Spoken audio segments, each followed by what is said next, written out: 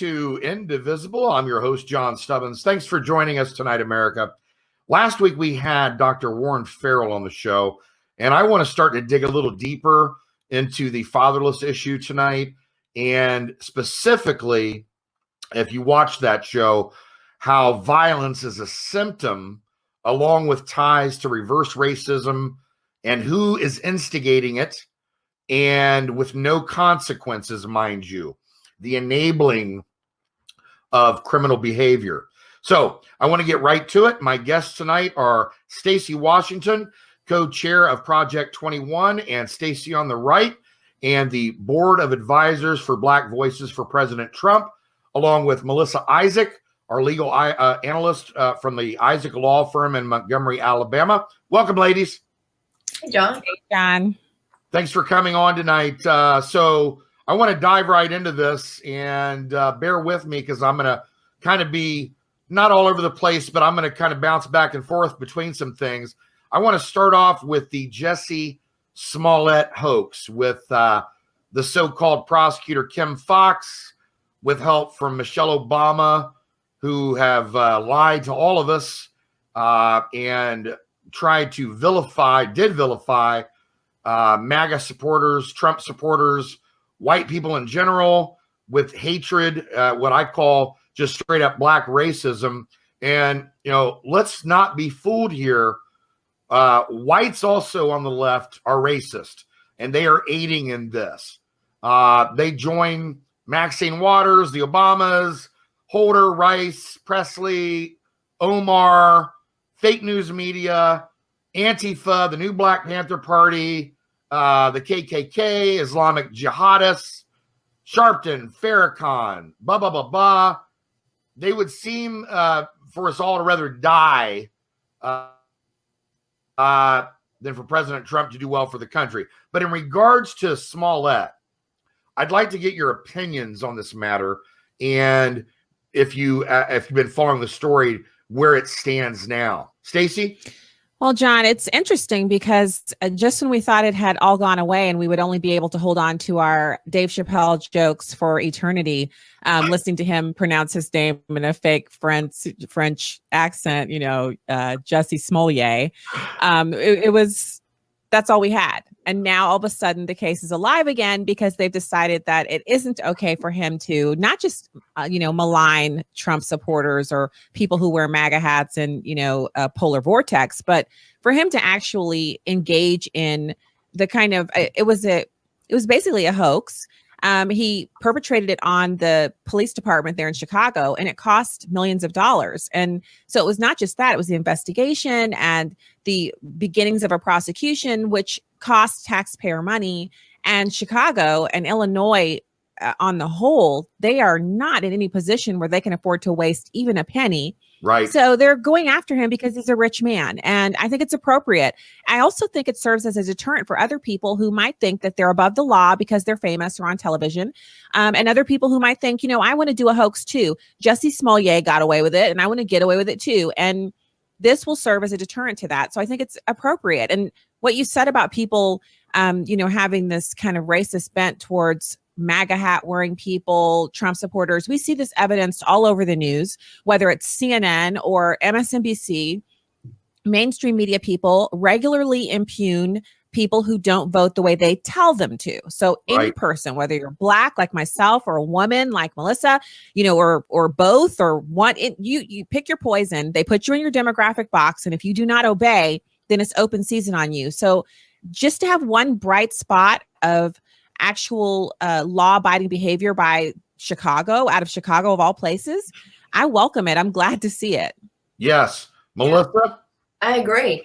And this was really it was somewhat of a media stunt, but it was really a political stunt because I think for a long time, people saw conservatives or Republicans as people who would vote, but really wouldn't voice their opinion.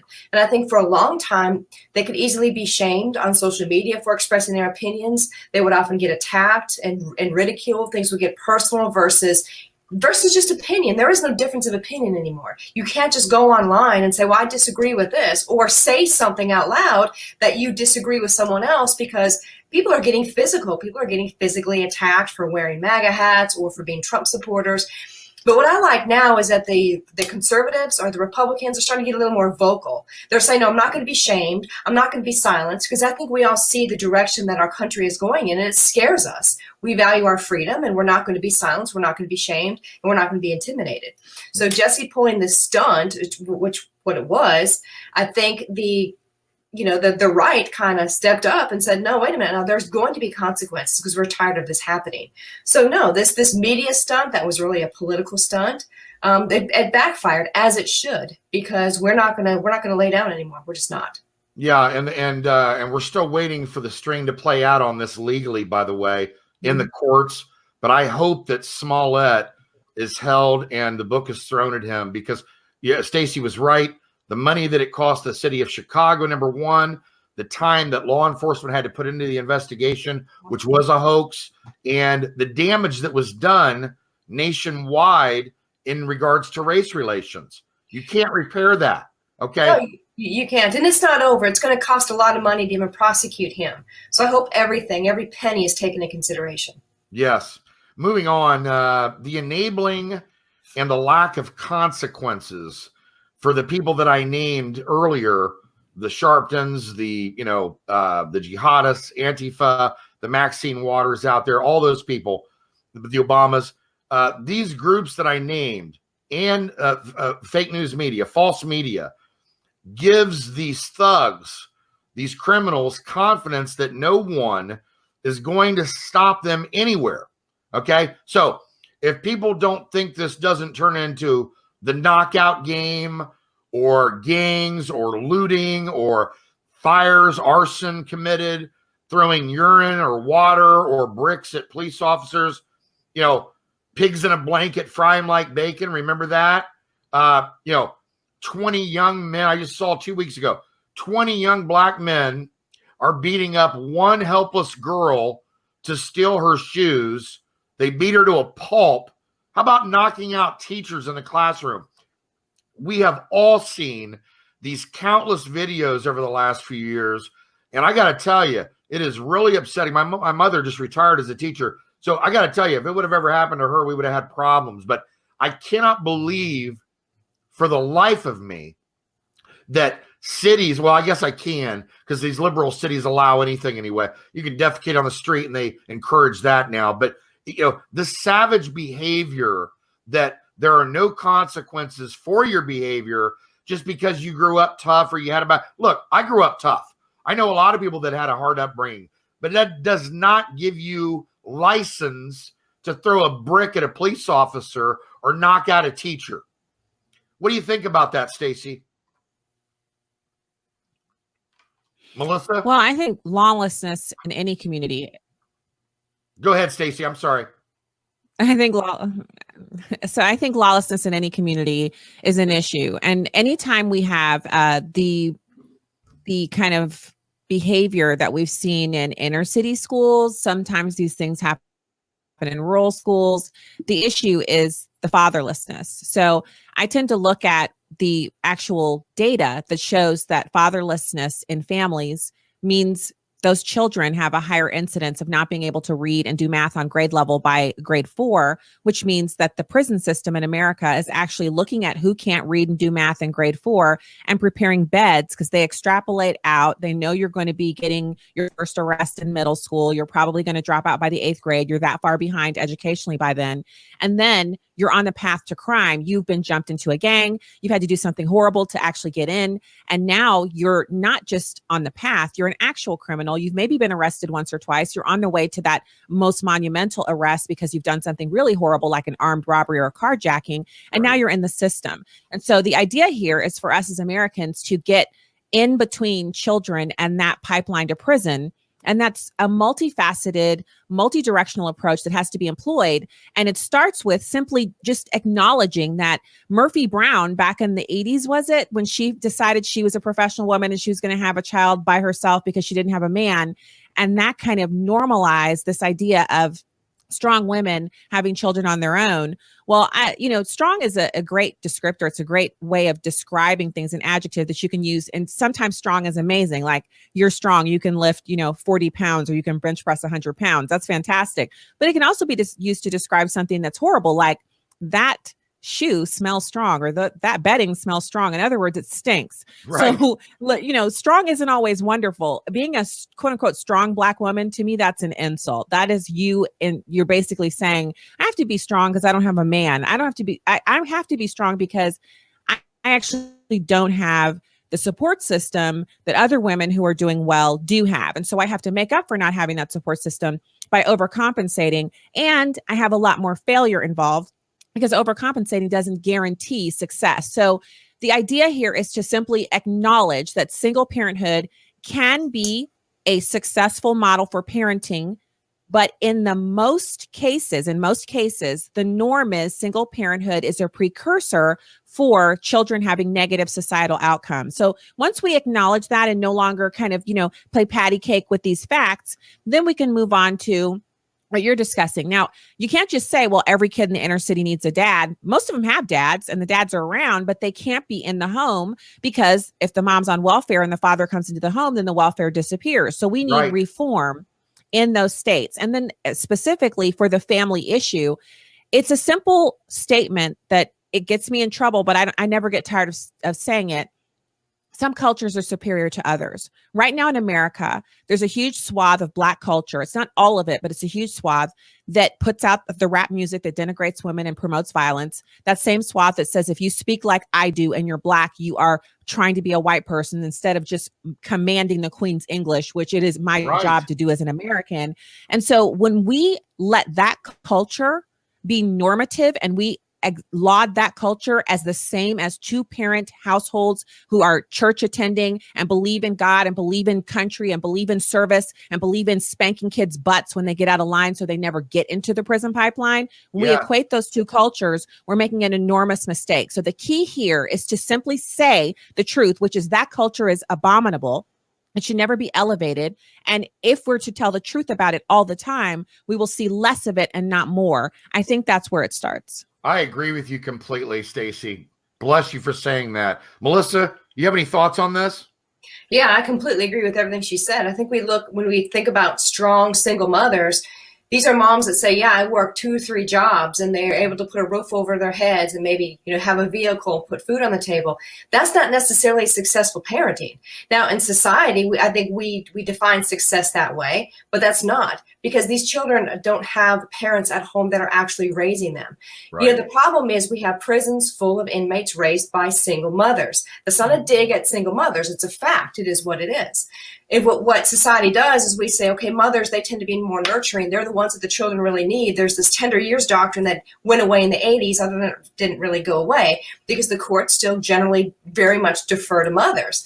The problem is in doing that, we're not looking at how this affects the children. So as the children get older, they're not raised with fathers, or like Stacy said, the father's not allowed to be around because they'll lose the social programs. And I will say real quick, I grew up and we lived for a time in public housing, and I heard the conversations about so-and-so's dad can't live there because they'll get kicked out of public housing. It's a real thing. So this is not us, bashing single moms or bashing moms on welfare. That's not it at all. So the consequences that arise from this.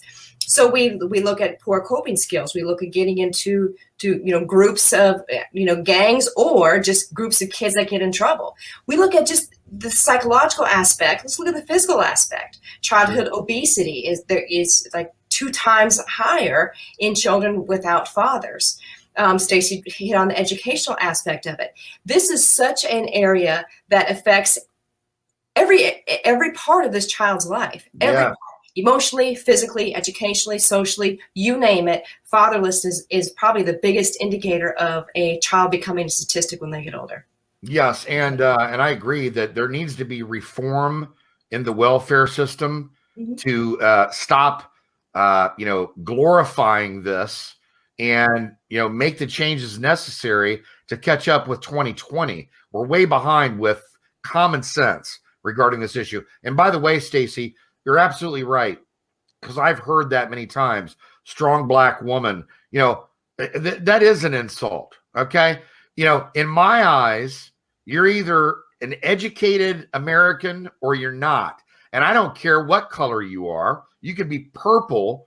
If you don't have an educated mind and you don't know how to carry on a conversation with someone, you're going to struggle. We're going to take a break, America. We'll be right back.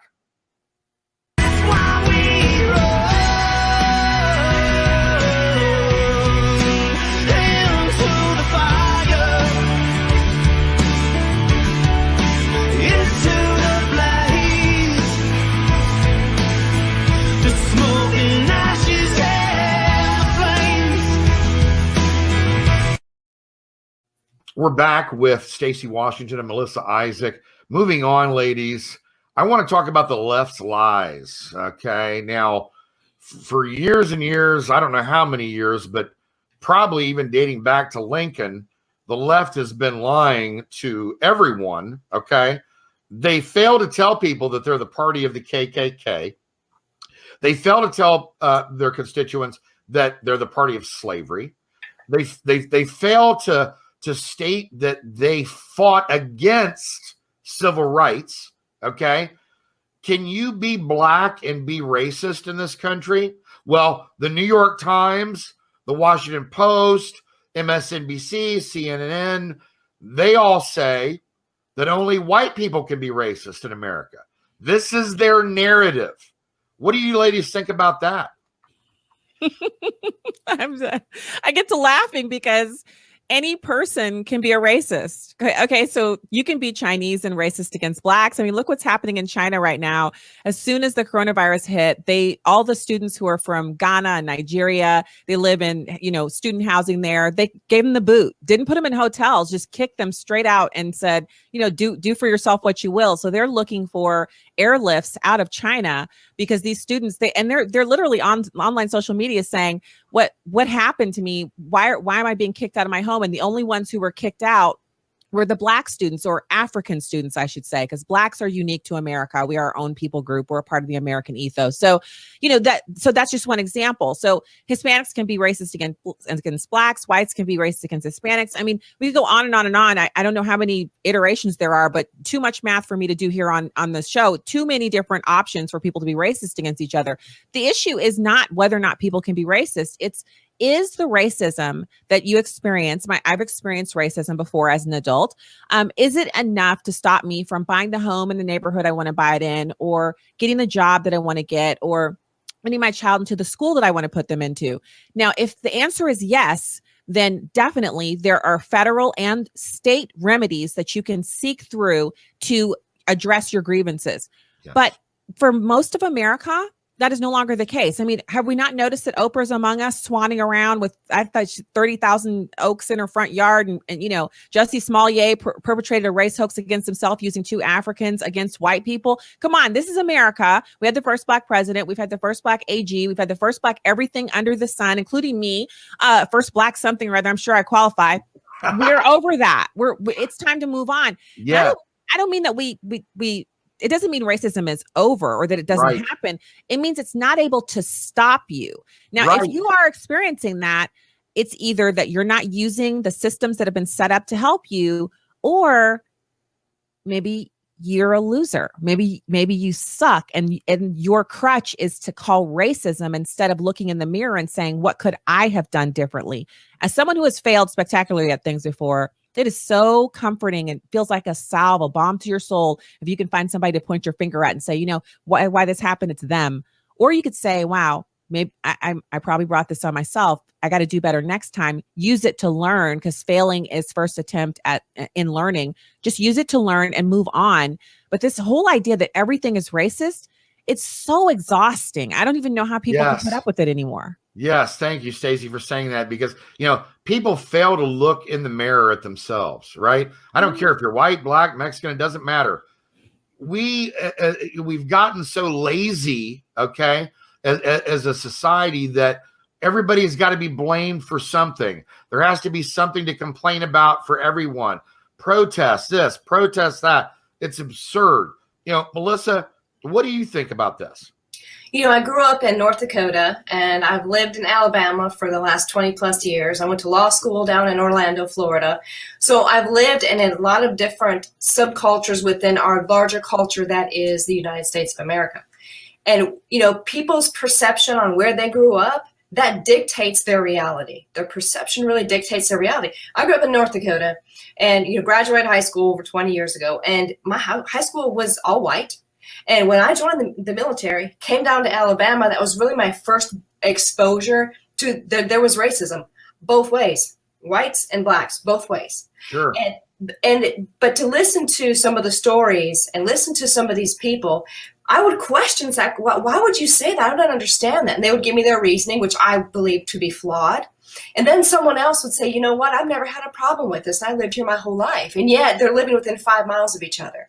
So that's part of the problem, is that we have people who have grown up in their little part of the world, and that completely dictates how they think. I went down to, when I went to law school in Orlando, and there were some of my classmates, Hispanic and Black, that accused me of, preferential treatment because I was white. Well, that's not the case at all. I can tell you, I grew up pretty rough, did my stint in foster care, got out, joined the Army to get through school. My life has not been easy. So when we look at somebody, we tend to stereotype them based upon what we see. So, and as I got to know my classmates and the conversations, ensued, and we got to know one another, we had so much in common. But I really think that that's where the majority of us are, is we want to find that common ground, and we don't want to fight. We're tired of being divided. We're sick and tired of the media, and people don't want to be at odds with each other anymore. But again, there's generational divides, there's socioeconomic divides. We're going to have that in any society. It doesn't mean it's racism. It's a difference. Right. Perception, and that can only be cured if we can stop the false narratives. Yeah, and I went to 2 different high schools. The first high school I went to was 95% Black, and I excelled in football, basketball. I played ball with all of my Black friends in my neighborhood, and physically were able to compete with them on the hardwood, on the football field. And I later went to a California school for about 1.5 years when I left Ohio, and went to a completely different situation where it was all white except for one Black male who I played football with there, and many Hispanics. So totally different setup. But I've got to tell you that, growing up in the inner city like I did, I'm familiar with all these racial games. I know how they work. Some of my best friends are Black. I've got friends from every spectrum, every walk of life. And the one thing that all of my friends have in common, and the reason why they're in my circle, is because they're intelligent people. They have common sense, and it doesn't matter what color they are. I went back and watched a movie, and I don't know if you've seen it.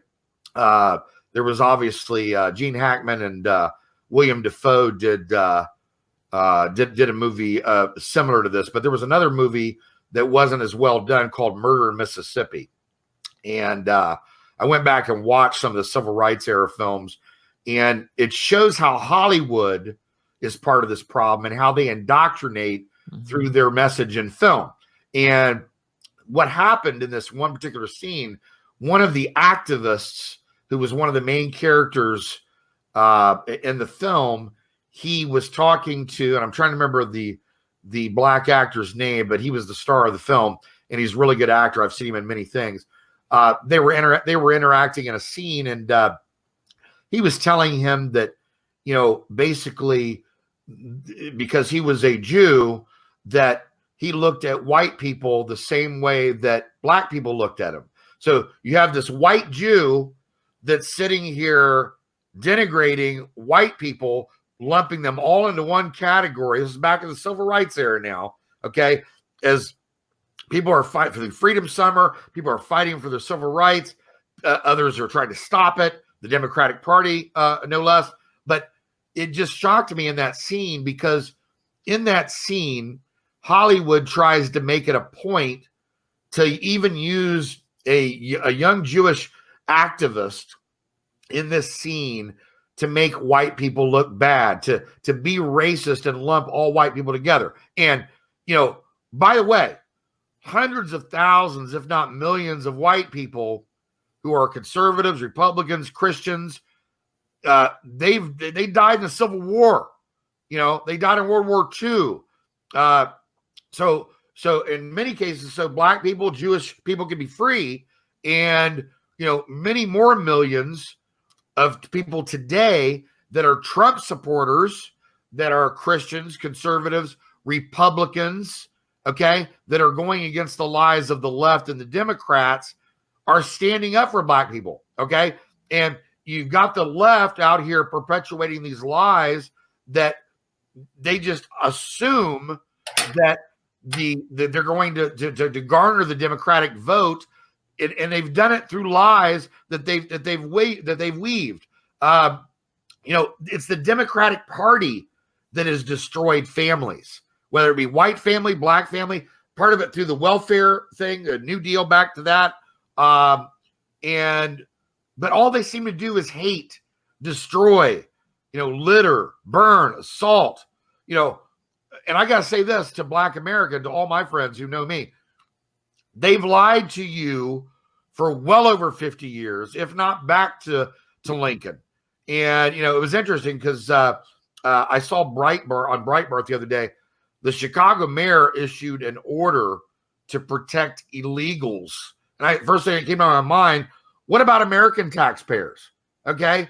You got MSNBC out there telling Americans that Trump is taking us back to the Jim Crow era due to the structural racism of coronavirus. And I know Stacy has on Thursday, she's going to have some thoughts on that with an op-ed that's coming out on the science behind that and how it affects Black Americans. But this reference to President Trump taking us back to the Jim Crow era, it's like statements like that, and abortion being so high in the Black community, the fatherless issue at a 73% clip. I guess that explains, with abortion, why Pelosi tried to slip it into the abortion funding emergency coronavirus bill, right? Okay, so you're on my number one voting issue right now when you talk about abortion, because it's the only thing we have left in this country that's government sanctioned that actually is racist. So all of the different things that people say are racist, like when Joe Biden told Black Americans last election cycle that if we elected Mitt Romney, he was going to put y'all back in chains. And he even had a little head, movement, and he had a little inflection and dialect, and he was trying to speak the language, quote unquote, of Black people, like Black people don't talk like this, and every other variation. Black people have country accents. I mean, do we really have to have that going on, Joe Biden? Which is funny, because hopefully that video will be a part of Trump 2020's push for the cycle when it begins in earnest here shortly. And Hillary Clinton did the same thing, Stacy. Same thing. Hot sauce in the purse, all that stuff. It's insulting. But Margaret Sanger really did want to get rid of what she called society's weeds, which was anyone who was mentally impaired, anyone who had, maybe you had polio or something and you had a shriveled arm or leg, whatever. If you had any deficiency at all, if you weren't white and perfectly formed, you were a societal weed, and she wanted to whack you out at the root using abortion. And she was so successful at what she did that now we have Planned Parenthood, a multi-billion-dollar organization funded by taxpayer dollars. Over $1 million in expenditures go to Medicaid reimbursements from the taxpayers, and 568 million now, 568 million a year that goes to Planned Parenthood. Now, President Trump defunded them by 60 million. That's why he gets my vote. I mean, I honestly, he said he could shoot somebody in the street. I'm not going to go that far, but he'd have to really go a bridge over and beyond the rainbow before I would ever say I'm voting against him, because he's the most pro-life president we've ever had. A man who supposedly had never read the Bible before, couldn't possibly be a Christian because he'd been married more than once or twice. This guy is the most pro-life, pro-religious freedom president we've ever had. So when you talk about this, I'm telling you, if you understood what abortion really is, we have 40% fewer Black people in America because of abortion. If not for abortion, Blacks would be the number one minority group. We would be the ones that the Republicans and Democrats were clashing swords and literally fighting, scrapping over for our votes. Instead, it's Hispanics. And, honestly, they're here by hook or by crook, legally, illegally, whatever. They're a huge voting bloc at 18.5%. We're still at 13.8. If you also look at what happens when you take the innocent and the vulnerable in a society and you say, these are the people that we'll allow to be killed, whether it's on the far end of the spectrum because you're old and you just aren't worth anything anymore, or if you are not really a person, which is the same thing they said about Black people, by the way. During slavery times, Black people weren't really people. That we were like furniture. You could count us, you could tally us up on an inventory sheet, you could get rid of a few, you could make new ones, you could do whatever you wanted. It was your property. That's the way America treats unborn babies. And so this is a huge problem, not just for the Black community. I always have said for the past 10 years or so that I've been doing all of this, that whatever you see in inner city America, give it 10 years and you'll see it in the suburbs. Well, that has accelerated now. Now, if you see something in the inner city, you can give it 2 to 3 years and you'll see it in the suburbs. We are all one community. So if you see something happening in inner cities and you think, I'm never going down there again, don't worry, it'll come to you. So culturally, as a society, we are one unique people group. Ann Coulter's done all the research. We are actually more closely related, you and I, John, you and I, Melissa, than I am to any African person, because I've been here since slave times. I'm one side descended from slaves, one side descended from free Blacks who came here lawfully from France. So I'm an American. I don't have any place in Africa I can go, any nation in Africa where I can show up and they can look at my bone structure and say, oh, you're from this tribe or that tribe. That's all gone for me. I'm an American. So as an American, whatever policies we put forward, we have to consider what it will do across the spectrum. And we have to, as President Trump has said so many times, we have to ask Americans, if you've had, like in the city of St. Louis, I think it's 66 years of uninterrupted Democratic rule. How's that working out for you? What have you got to lose by giving me a chance? So bring it back down to the lowest common denominator. And it's this year. Are you better off than you were last year? In this crisis, because a lot of people are saying, well, now I'm worse off because, now we have people who are unemployed because of COVID-19, et cetera. But what do you think Joe Biden would have done? Well, first of all, would he have even known we had a crisis? Because the man is suffering from dementia. If it were Hillary, what would she be doing? Enriching herself by undercutting us and selling us to foreign nations like Russia and China and anyone else who would give her a dime for anything. So if you want good leadership, you have to say dispassionately, no emotions involved, who will provide the best leadership on this issue, this group of problems, whatever it is that you're looking at. And then make that decision based on the facts, not your emotions, and then leave it alone for a minute. Yeah. Let the person, let them do what they're going to do, and then reevaluate. And if you made a misstep, you still get to pat yourself on the back for trying something different. But right now we have this indoctrination going on that you and Melissa have both talked about, where people are just saying, Stacy, you're Black and you don't vote for Democrats. So you're an Uncle Tom, who, by the way, was the hero of that book. And so you just don't deserve to get to, have a part of this conversation, to which I say, try to stop me from talking. I'm going to say what I need to say. I'm going to speak the truth here. But this is the wrong way for us to approach voting or any other issue that we're facing. It's not about race. It's not about anybody being Black. It's about who brings results. Anytime you bring them, you have success. When you don't bring them, you have failure. And liberals are trying to upend that truth and make it so that the only way you can have success is if you're a liberal and now a socialist. And anybody who's a Republican, no matter how successful they are, you have to wipe it out. I'll say this, John. What would have happened, do you think, if our economy was at the same place it was at when President Obama left office? So if it had been Hillary Clinton, and then fast forward to now, 3.5 years later, we have the coronavirus and the stock market drops back down, where would we be? We'd be in a depression. So even in failure, even in a situation where the economy is failing because of coronavirus and social distancing, we are better off with President Trump than we would have been with a Hillary or, 4 more years of Obama, God forbid, because he grew the economy to such an outrageous degree that even in a downturn as significant as the one we're facing, we're still better off than we would have been with any other Democrat. Now, that's success that's worth considering, in my opinion.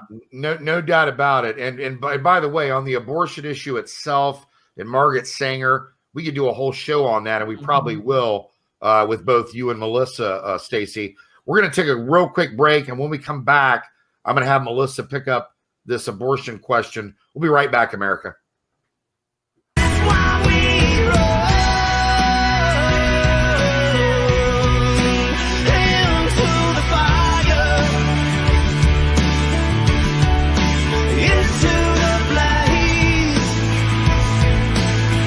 Just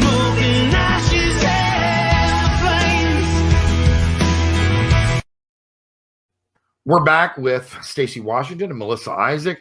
Go ahead, Melissa. I know you wanted to chime in on that. No, Stacy's exactly right. The Black population is so, I want to use the word controlled because they know what they're doing, by the way.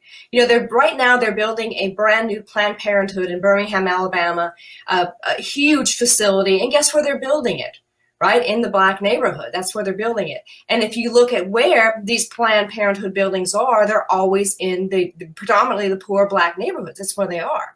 So they want to preach to these largely, young Black mothers, this is your choice. This is your choice. Don't listen to the people who are telling you not to do this. Don't listen to the people who tell you it's a life. It's just a clump of cells. So essentially they're saying, we're on your side. We're on your side. Don't listen to them. And they think, oh, this person's on my side. And I don't believe for 1 minute that these young mothers are going in there thinking that they're doing harm to themselves or largely even to their unborn babies that some don't even believe are babies. No. But, the pro-lifers who stand outside Planned Parenthood get arrested. In fact, now they're getting arrested now because of social distancing. Even though they're maintaining social distancing, they're getting arrested outside the pro-life facilities.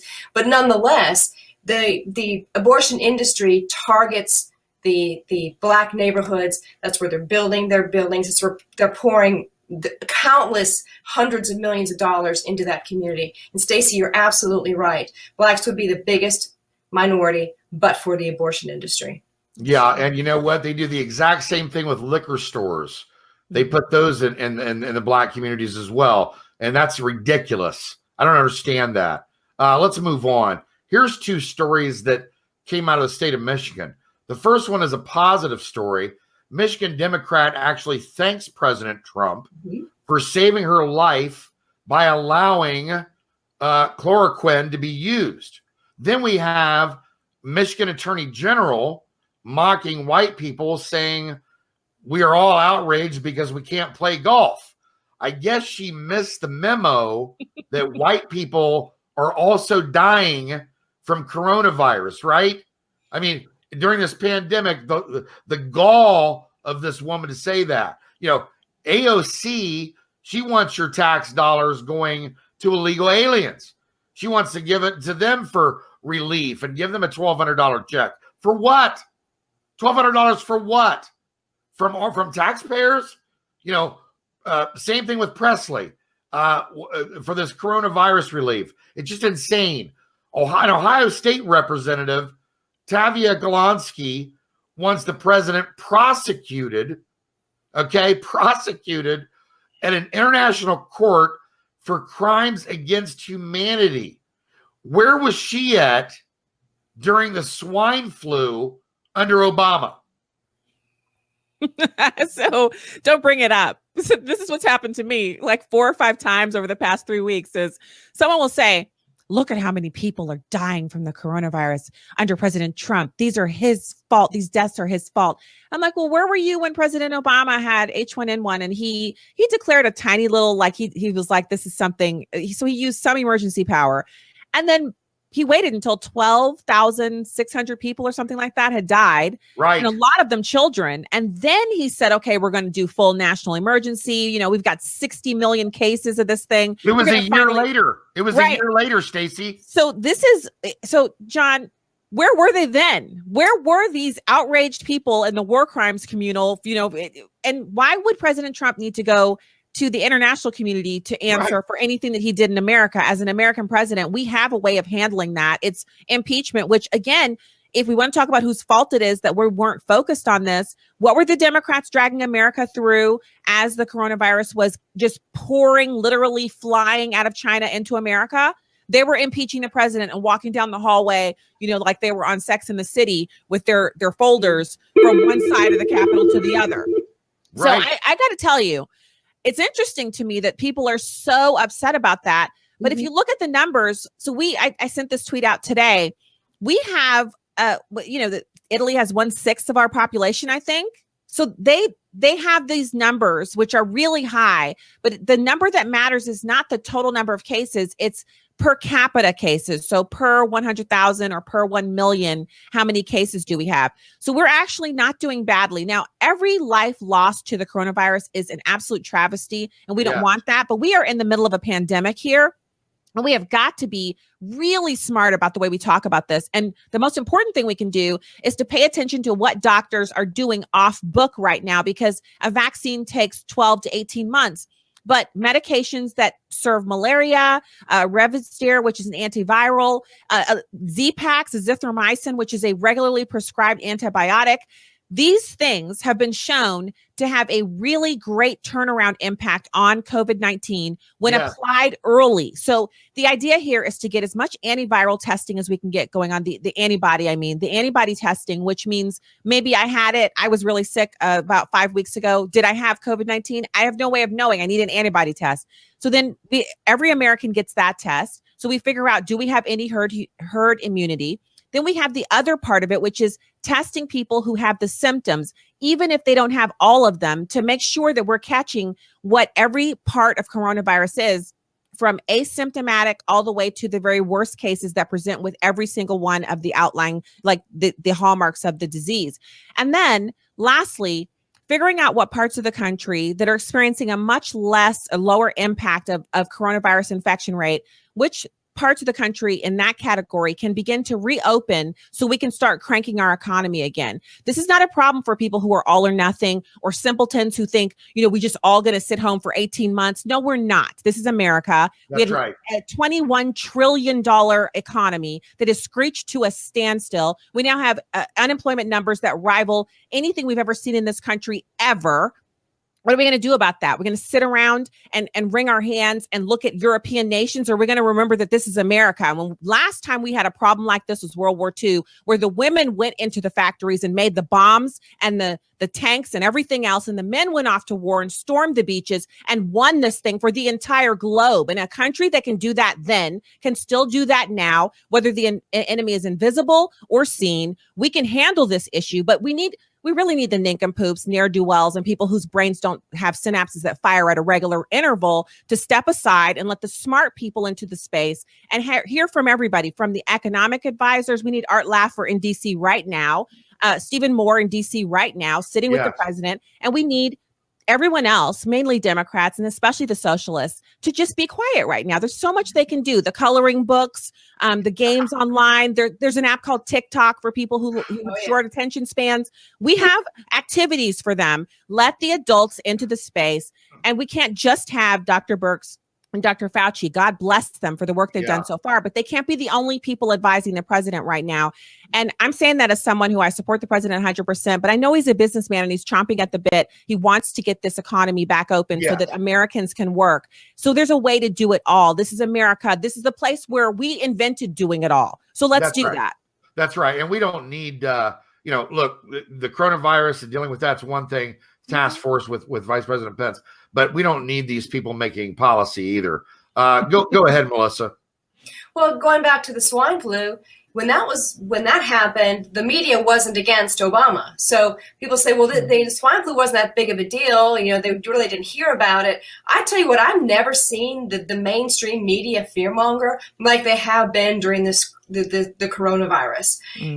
We've had illnesses that have swept this country that have taken far more American lives. The economy didn't shut down, and the media didn't constantly poke holes in everything that the president was trying to do. He takes hits from everywhere for calling it the Chinese virus. It came from China, communist China of all places. Sorry. The media he says, hydroxychloroquine is something that they're having good luck with the coronavirus. And then you have some Democrats come out and they're denouncing hydroxychloroquine. Right. So, and then we have medical doctors who are reaching out to the media, reaching out to social media saying, listen, we need it. They can't get it now. I don't know if it's being regulated or what it is right now, but you can't even get the cure. So everything is so political while our economy in the meantime is collapsing. And you guys, I don't know how much more of this we can take. We're probably at least headed for a recession, hopefully not depression, but we're headed somewhere. Yes. And, it's interesting how CNN and MSNBC seem to find these limited amount of doctors that'll, and some of them not even doctors, by the way, that are going to come on the air and state that the chloroquine is no good, that it's, it's evil, right? Okay, but I can list countless doctors that I've heard from that say it's the right thing to use.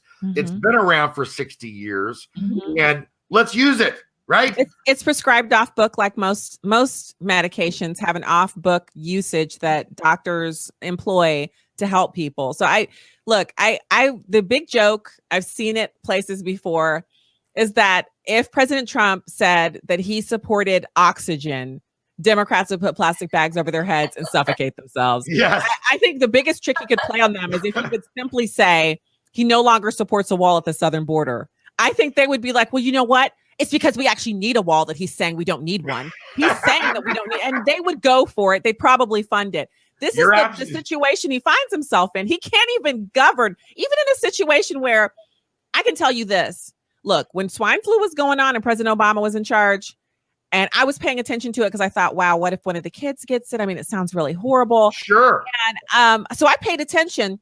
In no way, shape, or form was I looking for President Obama to fail at figuring out what to do about swine flu. In fact, I didn't even see it as his problem. I thought our CDC and other agencies that have to do with this, our medical community, they're going to have to come up with something to stem this. I didn't ever think it was Obama's fault. And I didn't support him, but I also wasn't deranged. So I didn't, I didn't go outside and see that a bird, had gone on my car and thought, well, that's Obama's fault. I mean, we're talking about people who literally can't function because they think whatever has happened to them, whether their water isn't icy cold or, they broke a fingernail, it's Trump's fault. Right. It's all his fault. There's no toilet paper. It's Trump's fault. It's crazy. I mean, it's not normal. It's called Trump derangement syndrome, and you don't have it, Stacy. You have common sense. So that's why you don't experience those symptoms. Same with you, Melissa. We're going to take a quick break. We'll be right back, America.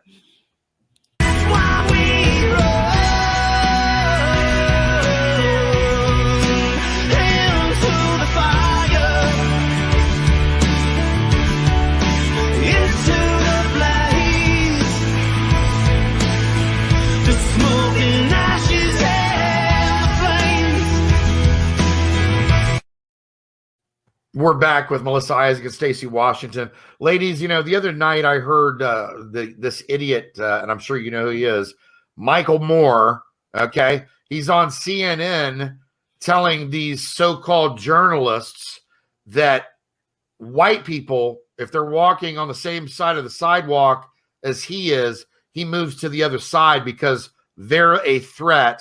And as far as I know, Michael Moore is a white leftist who hates white people, okay? He's one of the biggest racists I know, and he does it all to pander. Speaking of that, Rashid Tlaib comes out and says, FUCK, President Trump's National Day of Prayer. And this is not the first time that she's used that four-letter word when talking about the president.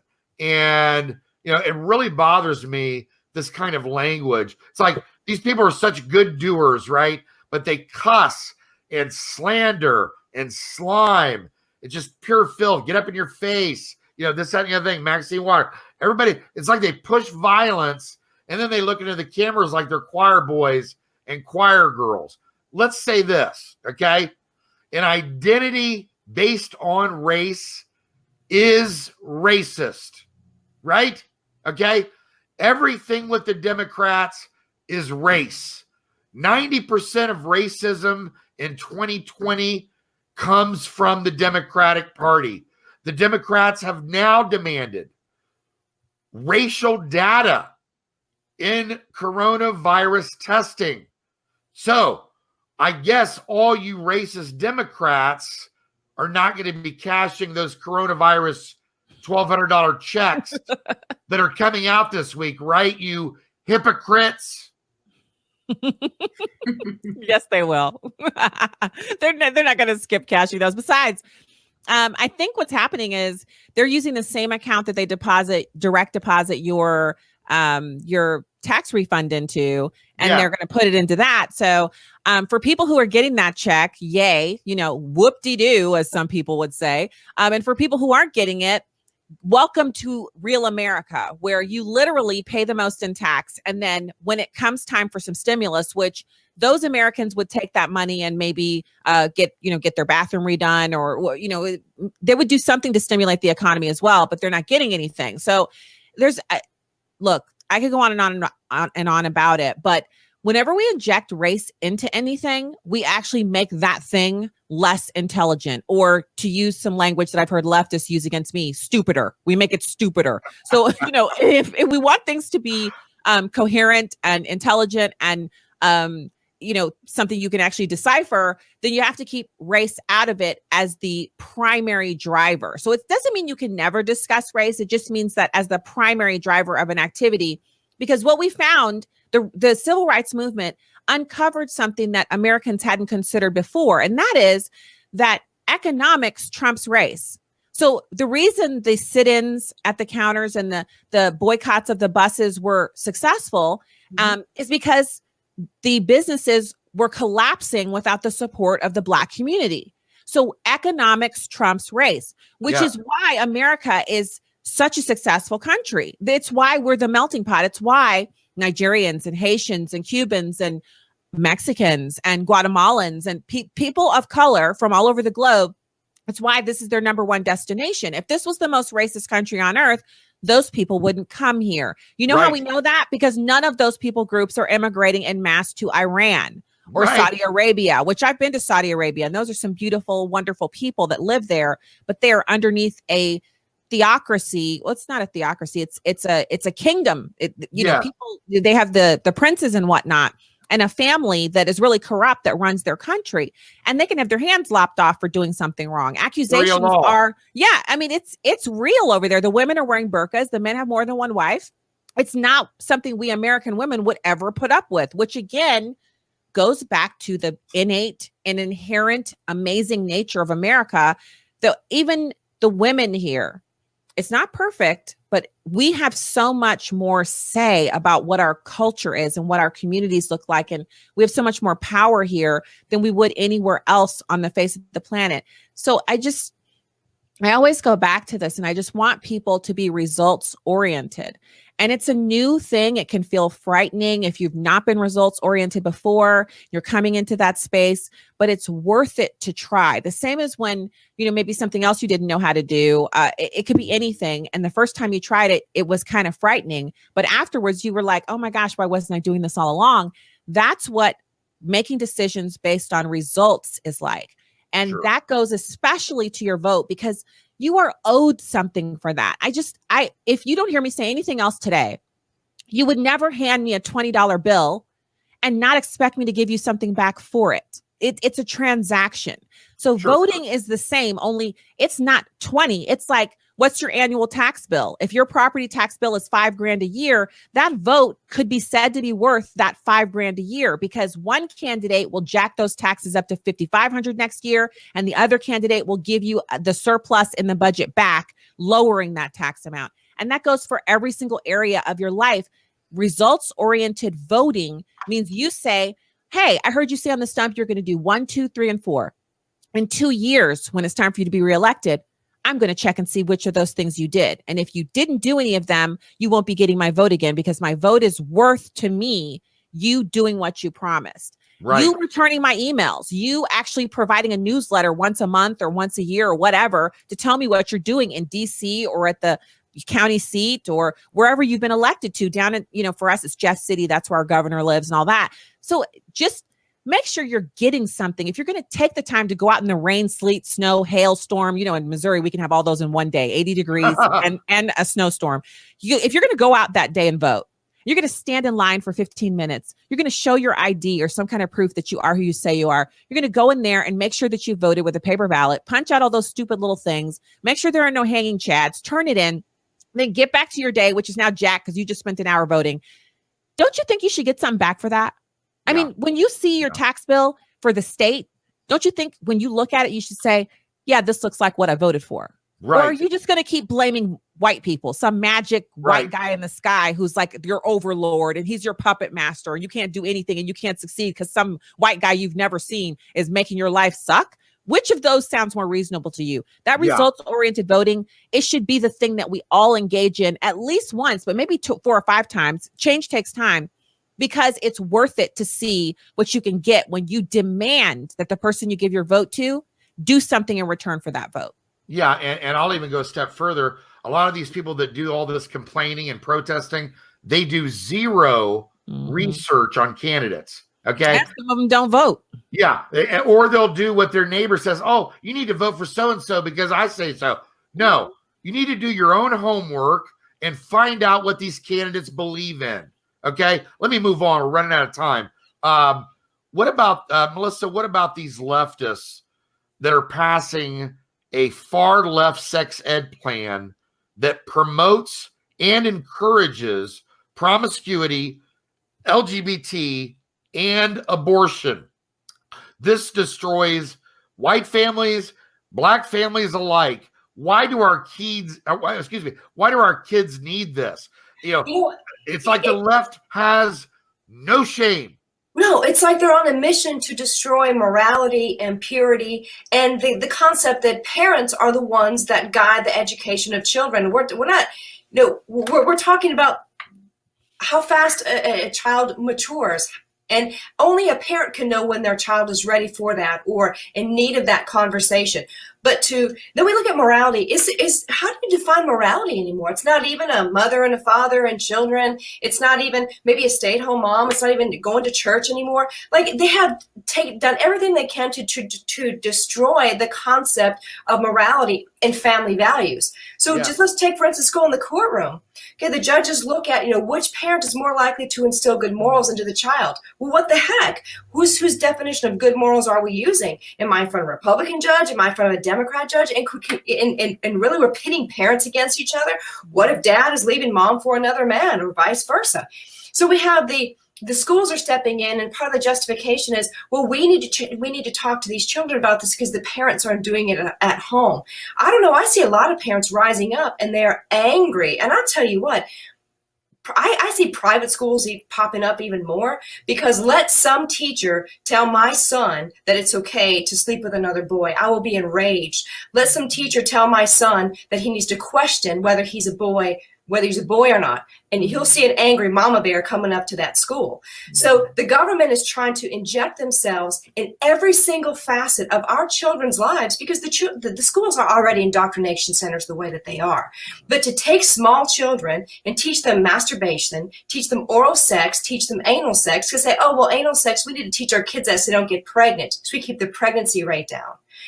It is completely absurd, but it's going to take the parents, it's going to take mama bears and daddy bears to go up to that school and go to your lawmakers and get angry. I mean, this is righteous anger and say, you are not going to do this with my children. Well, and see that, and that gets back to the fatherless issue because, even in the white community, it's since the 70s, it's grown from 2% to 32% fatherless rate. In the black community, it's up to 73%. When you have no father figure in the home, these are starting to get to the meat of the subject of why it's so important to have a father figure in the home. Let me move on real quick. We're running out of time. The Open Borders Coalition is demanding that all illegal aliens freed from jail, prison, custody due to the virus, they want to release them into our neighborhoods now. How does this help? And by the way, voter ID is not voter suppression. Just like this white privilege nonsense is crap. Okay. I think Americans want to know, by the way, this breaking news, and I saw this yesterday. Tom Fitton of Judicial Watch, he just won a court case against California proving now that 1 million illegal votes were cast in the 2018 election. 1 million. Now maybe people will understand why voter ID is so important, why it's critical. And I don't want to hear excuses about how someone can't get an ID. It's lame. It's nonsense. That's not You true. know it, people. I know it.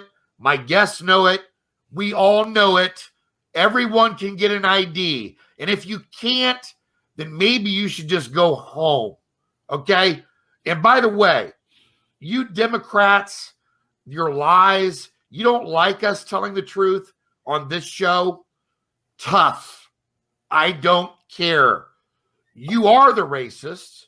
You are the ones filled with hate. You are the ones trying to destroy our kids. You are the ones trying to destroy our countries. We don't need to cuss. We don't need to act like buffoons. I can smile and crush you. We'll be right back, America.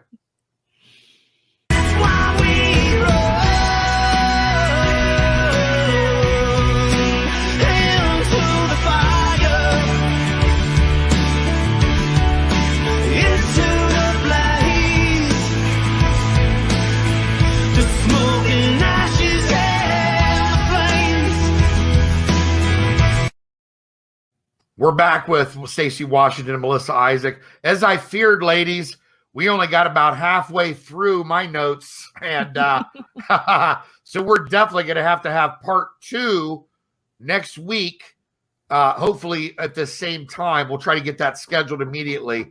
But thank you both. Stacy, Melissa, thank you for joining the show. That's it for tonight, America. We'll see you tomorrow night.